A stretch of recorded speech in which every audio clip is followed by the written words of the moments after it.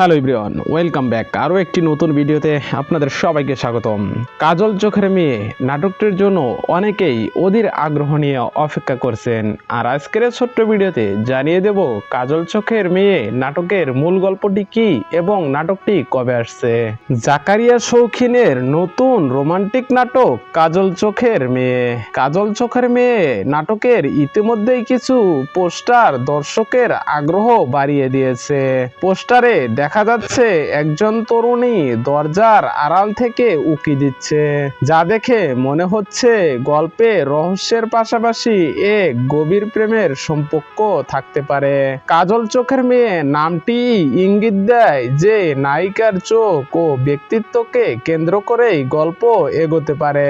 নায়িকার চরিত্রকেই ঘিরেই আবর্তিত হবে তার ব্যক্তিত্ব, জীবনের কোনো বিশেষ ঘটনাকে গল্পের মূল আকর্ষণ হতে পারে। জাকারিয়া শৌখিন যেহেতু আবেগঘন ও বাস্তবধর্মী গল্প নির্মাণের জন্য পরিচিত, তাই এই নাটকেও সুন্দর সংলাপ, ভালো অভিনয় এবং মন ছুঁয়ে যাওয়া একটি প্রেমের গল্প দেখা যেতে পারে।